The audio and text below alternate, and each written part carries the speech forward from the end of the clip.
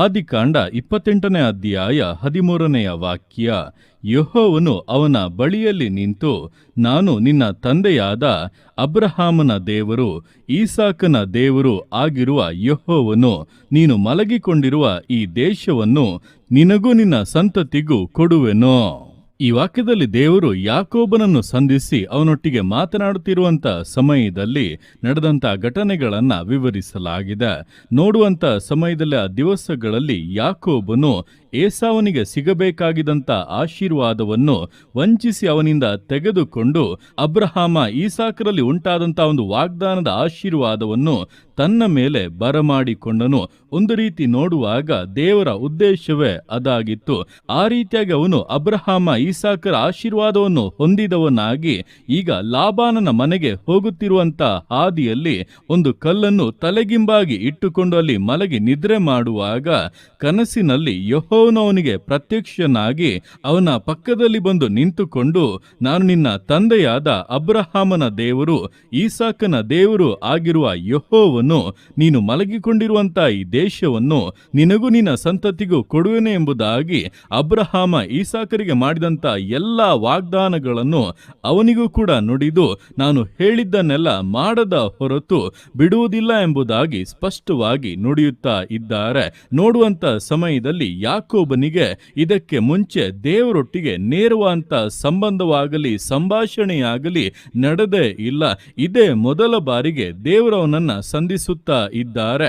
ಯಾಕೋಬನನ್ನು ನೋಡುವಾಗ ಅವನು ದೇವರೊಟ್ಟಿಗೆ ಮಾತನಾಡಬೇಕು, ದೇವರನ್ನ ಸಂಧಿಸಬೇಕು, ಇದು ಯಾವ ಯೋಚನೆ ಕೂಡ ಇಲ್ಲದೆ ಆಶೀರ್ವಾದವನ್ನು ಮಾತ್ರ ಬಯಸಿ ಈಸಾಕನಿಂದ ಆ ಆಶೀರ್ವಾದವನ್ನ ಪಡೆದುಕೊಂಡನು.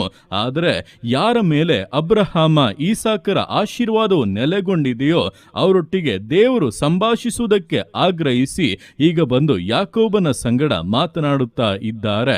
ಇದೇ ಪ್ರಕಾರವಾಗಿ ದಿವಸಗಳಲ್ಲಿ ಅಬ್ರಹಾಮ ಈಸಾಕ ಯಾಕೋಬರ ಆಶೀರ್ವಾದವು ಕ್ರಿಸ್ತನ ಮೂಲಕವಾಗಿ ನಮ್ಮ ಮೇಲೆ ತಂಗಿರುವಾಗ ದೇವರು ನಮ್ಮೊಟ್ಟಿಗೆ ಮಾತನಾಡುವುದಕ್ಕೆ ಬಯಸುತ್ತಾರೆ.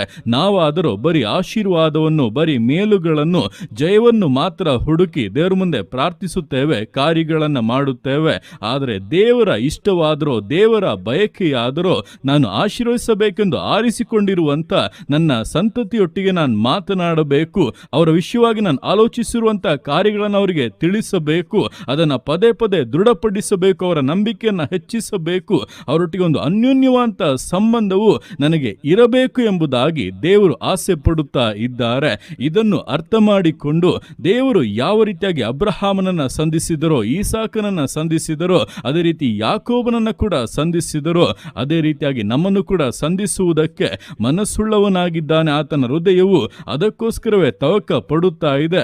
ಎಲ್ಲ ಆಶೀರ್ವಾದಗಳು ಕೂಡ ಅದರ ಹಿಂದೆ ನಮಗೋಸ್ಕರ ಸಿದ್ಧವಾಗಿದೆ ಎಂಬುದನ್ನ ತಿಳಿದು ಮೊದಲನೇದಾಗಿ ದೇವರನ್ನ ಸಂಧಿಸುವಂತೆ, ಆತನೊಟ್ಟಿಗೆ ಮುಖಾಮುಖಿಯಾಗಿ ಮಾತನಾಡುವಂತೆ, ಆತನೊಟ್ಟಿಗಿರುವಂತಹ ಸಂಬಂಧದಲ್ಲಿ ಬೆಳೆದು ಬರುವಂತೆ ನಮ್ಮನ್ನ ಪೂರ್ಣವಾಗಿ ಸಮರ್ಪಿಸಿ ಆತನ ಇಷ್ಟವು ನಮ್ಮಲ್ಲಿ ನೆರವೇರುವಂತೆ, ನಮ್ಮ ಮೂಲಕವಾಗಿ ಪರಿಪೂರ್ಣತೆಗೆ ಬರುವಂತೆ ಪೂರ್ಣವಾಗಿ ಸಮರ್ಪಿಸಿ ವಿಧೇಯತೆಯಿಂದ, ದೃಢತೆಯಿಂದ, ನಂಬಿಗಸ್ತತೆಯಿಂದ ವಿಶ್ವಾಸ ಜೀವಿತಗಳನ್ನು ಮುನ್ನಡೆಸೋಣ. ದೇವರ ಕರಗಳಲ್ಲಿ ಸಮರ್ಪಿಸಿ ಪ್ರಾರ್ಥಿಸೋಣ. ಯೇಸುವೆ ಸ್ತೋತ್ರ ರಾಜ, ಕೊಟ್ಟಂತ ದಿವಸಕ್ಕೋಸ್ಕರ ಸ್ತೋತ್ರ ಕರ್ತನೆ. ಈ ದಿವಸ ನಿನ್ನ ಕರಗಳಲ್ಲಿ ಸಮರ್ಪಿಸ್ತಾನೆ. ಪ್ರತಿಯೊಂದು ಜೀವಿತಗಳನ್ನು ನೀನು ಆಳ್ವಿಕೆ ಮಾಡು, ಬಲಪಡಿಸು ಕರ್ತನೆ.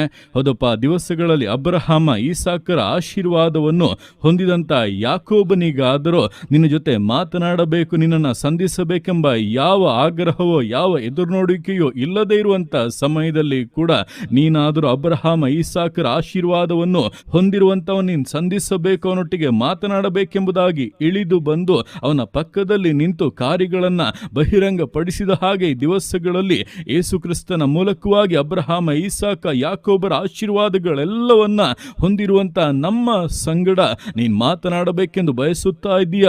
ನಿನ್ನ ಸ್ವರವನ್ನ ಕೇಳುವುದಕ್ಕೆ ಅಪ್ಪ ನಾವು ಕೂಡ ಬಯಸುತ್ತಾ ಇದ್ದೇವೆ. ನಿನ್ನ ಜೊತೆ ಅಪ್ಪ ನಾವು ಮಾತನಾಡಬೇಕರ್ತನೆ. ನಿನ್ನ ಹೃದಯದ ಆಗ್ರಹಗಳನ್ನ ತಿಳಿಯಬೇಕು, ನಿನ್ನ ಯೋಜನೆಗಳನ್ನು ನೆರವೇರಿಸೋಕೆ ನಮ್ಮನ್ನ ಸಮರ್ಪಿಸಿ ಕೊಡಬೇಕು. ಅದಕ್ಕೋಸ್ಕರ ನಮ್ಮನ್ನ ಸಿದ್ಧಪಡಿಸು ಕರ್ತನೆ. ಅದಕ್ಕೋಸ್ಕರಪ್ಪ ನಮ್ಮನ್ನು ಪರಿಶುದ್ಧಪಡಿಸು. ನಮ್ಮ ಹೃದಯಗಳಪ್ಪ ಪಕ್ವತೆಗೆ ಬರಲಿ, ನಮ್ಮ ಯೋಚನೆಗಳು ಪಕ್ವತೆಗೆ ಬರಲಿ, ನಿನಗೆ ಒಪ್ಪುವಂತ ರೀತಿಯಲ್ಲಿ ಎಲ್ಲದರಲ್ಲೂ ಅಪ್ಪ ನಾವು ಬದಲಾಗಲಿ ಕರ್ತನೆ. ಪವಿತ್ರಾತ್ಮನೇ ಅಪ್ಪ ನಮ್ಮನ್ನ ಬದಲಾಯಿಸು, ಕ್ರಿಸ್ತನಿಗೆ ಅನುಗುಣವಾಗಿ ನಮ್ಮನ್ನ ರೂಪಿಸಿ ತಿದ್ದಿಯಪ್ಪ ಉಪಯೋಗಿಸಬೇಕಾಗಿ ಪ್ರಾರ್ಥಿಸ್ತಾದನೆ. ಯೇಸುವೆ, ಪ್ರತಿಯೊಬ್ಬೊಬ್ಬರು ಕೂಡ ನಿನ್ನೊಟ್ಟಿಗೆ ನೇರವಾದಂತ ಸಂಬಂಧದಲ್ಲಿ ಇದ್ದುಕೊಂಡು ಕಾರ್ಯಗಳನ್ನ ನೆರವೇರಿಸೋದಕ್ಕೆ ಪ್ರತಿಯೊಬ್ಬರಿಗೂ ಸಹಾಯ ಮಾಡು. ವಿಶೇಷ ಕೃಪೆಗಳನ್ನ, ಬಲವನ್ನಪ್ಪ, ಸ್ತೋತ್ರಾಜ ಆತ್ಮನ ಅಧಿಕಾರಗಳನ್ನು ಅನುಗ್ರಹಿಸಿ ಘನಪಡಿಸಿ ನಡೆಸಬೇಕಾಗಿ ಪ್ರಾರ್ಥಿಸ್ತಾದನೆ. ಯಾವುದೇ ಕೊರತೆಗಳಿಲ್ಲದಂತೆ ಎಲ್ಲದರಲ್ಲೂ ಸಮೃದ್ಧಿಯನ್ನ ಅನುಗ್ರಹಿಸಿ, ಕೆಳಗಣವರಾಗಿರದೆ ಎಲ್ಲದರಲ್ಲೂ ಮೇಲಣವರಾಗಿಯೇ ಇರುವಂತೆ, ಶಿರಸ್ಸಾಗಿಯೇ ಇರುವಂತೆ ನೀನು ಆಶೀರ್ವದಿಸಿ ಘನಪಡಿಸಬೇಕೆಂದು ಪ್ರಾರ್ಥಿಸ್ತಾದನೆ. ಯೇಸುವೆ, ನಿನ್ನ ಅರ್ಥಗೆ ಮಾಡುವಂತ ನಿನ್ನ ಪ್ರೀತಿಗೋಸ್ಕರ, ಕೃಪೆಗೋಸ್ಕರಪ್ಪ ನಿನಗೆ ಸ್ತೋತ್ರಗಳು. ಪ್ರತಿಯೊಂದು ಜೀವಿತಗಳನ್ನಪ್ಪ ನಿನ್ನ ಕರಗಳಲ್ಲಿ ಸಮರ್ಪಿಸ್ತಾದನೆ. ಆಶೀರ್ವದಿಸು, ಮಾನಿಸು, ಘನಪಡಿಸು. ಎಲ್ಲೋ ನಿನ್ನ ಕರಗಳಲ್ಲಿ ಸಮರ್ಪಿಸಿ ಎಲ್ಲ ಸ್ತುತಿಯನ್ನು ಮಾತ್ಮನಿನೊಬ್ಬನಿಗೆ ಸಲ್ಲಿಸಿ ಯೇಸುವಿನ ನಾಮದಲ್ಲಿ ಬೇಡುತ್ತೇನೆ ನಮ್ಮ ತಂದೆಯೇ. ಆಮೇನ್, ಆಮೇನ್.